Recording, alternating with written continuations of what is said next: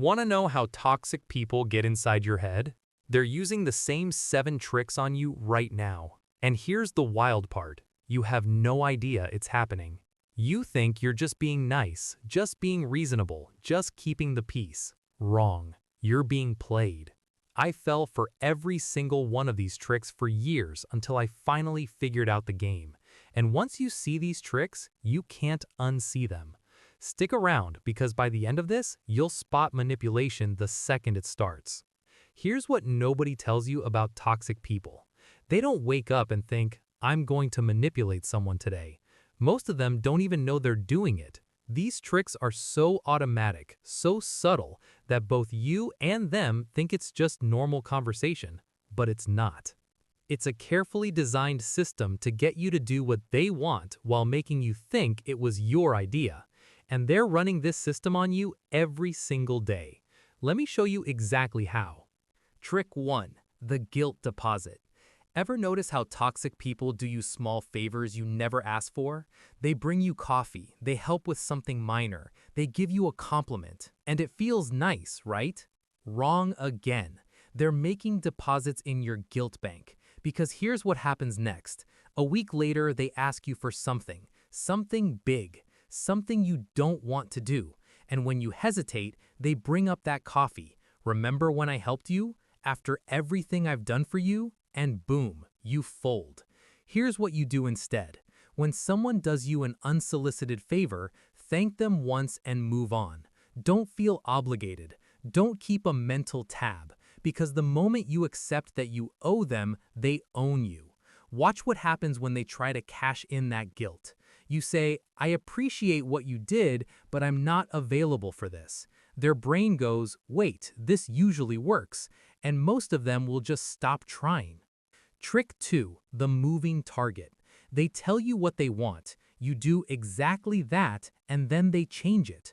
Well, actually, I meant this other thing. You should have known what I really needed. I thought you'd do it this way. The goal isn't to get what they want, it's to keep you chasing, keep you trying, keep you feeling like you're never good enough. Think about it like this. If you can never satisfy them, you'll keep trying forever. You'll keep putting in effort, seeking their approval, doing more and more. That's exactly where they want you. Here's the fix. Do something once. If they move the goalpost, you're done. You don't chase the new target. You don't try to figure out what they really meant. You just stop playing. Say something like, I did what you asked. If you need something different, you'll need to handle it yourself. And here's the best part. Most of them will suddenly be satisfied with what you did because they realize you're not chasing anymore. Trick 3. The strategic blowup. Everything's fine. You're having a normal conversation. Then you mention something they don't like. Maybe you set a boundary. Maybe you disagree with them. And suddenly they explode. Full meltdown. Yelling, crying, silent treatment. Whatever their weapon of choice is. Here's what's really happening. They're training you. They're teaching your brain that certain topics equal chaos, so your brain learns to avoid those topics, to never disagree, to never set boundaries, to keep them happy at all costs. And it works, because next time you think about saying no, your brain remembers that explosion and goes, let's not do that again. Psychology calls this operant conditioning. Toxic people call it Tuesday. Here's what you do. Let them blow up. Stay calm. Don't try to fix it. Don't apologize for having boundaries. Just let the storm pass. And here's what's wild. When they realize explosions don't control you anymore, they stop having them because it's only effective if you react. Trick 4. The partial information game. They tell you part of the story, just enough to make you agree with them, support them, take their side. Then later you find out there was way more to it, context they conveniently left out, details that completely changed the situation. But now you're already committed, you already defended them, you already took their side against someone else, and backing out makes you look bad. That's the trap. Toxic people are masters at framing. They tell you the version of events that makes them look good and makes their target look bad. They're not lying exactly, they're just leaving out the parts that would make you question them. Here's the solution. Stop taking sides immediately. When someone tells you a story about conflict, your response is, "That sounds tough," or "I'm sorry that happened," not, "Wow, they're terrible," or "You're completely right." Stay neutral until you have the full picture, and most of the time with toxic people, you'll never get the full picture, so you just stay neutral permanently. Trick 5. The crisis cycle. There's always an emergency, always a drama, always something urgent that needs your immediate attention and help, and you drop everything because it sounds serious. But here's the pattern. After you help, there's another crisis, and another, almost like the crises aren't real emergencies at all, almost like they're manufactured to keep you engaged, keep you feeling needed, keep you available. Because that's exactly what they are. Real emergencies are rare. Manufactured crises are constant. Toxic people create chaos to maintain their position in your life. The moment you stop responding to every emergency, the moment you start saying, "I'm not available right now," watch how many of those crises suddenly resolve themselves. Most of them aren't real. They're tests to see if you'll come running. Fail the test on purpose. Don't come running. Let them handle it, and watch the crisis frequency drop dramatically. Trick 6. The public versus private persona.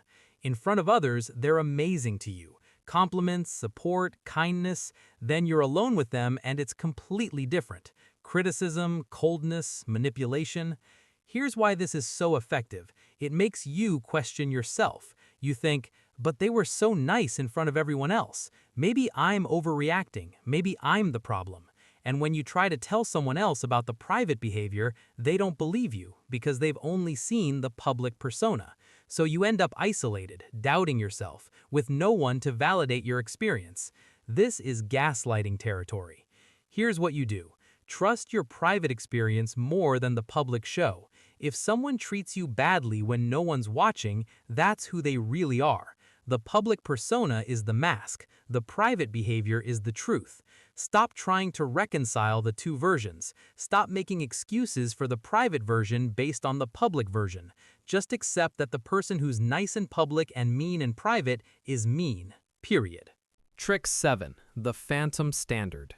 They hold you to standards they never meet themselves. You have to be on time, but they're always late. You have to keep promises, but they cancel constantly. You have to be respectful, but they can be rude whenever they want. And when you point this out, they have an excuse, a reason why it's different for them, why the rules don't apply to them the same way they apply to you. Here's the hard truth. Anyone who holds you to standards they don't follow is telling you something. They think they're more important than you. They think their time, their comfort, their needs matter more than yours. Believe them. Here's what you do. Match their energy. They're late, you leave. They cancel, you stop making plans. They're rude, you end the conversation. Not in anger, not in revenge, just in equal treatment. Watch how fast they either start meeting their own standards or disappear from your life. Either outcome is a win. Your move this week. Pick one trick from this list. Just one. The one you recognize the most. The one that made you think, "Oh, that's what they're doing." Next time you see it happening, don't play along. Use the fix I gave you. Do it once. Watch their reaction. They'll either respect the boundary and adjust, or they'll escalate and reveal themselves as completely toxic. Both give you clarity. Both move you forward. Before you know it, you'll spot all 7 tricks the moment they start. You'll become immune to manipulation. Toxic people will try their usual games and nothing will work. And they'll either become better people around you or they'll leave. And honestly, both of those outcomes are exactly what you need. If this opened your eyes, hit subscribe. Drop a comment telling me which trick you recognize the most. I read every single one. And smash that like button if you're done letting toxic people control you. Share this with someone who needs to hear it.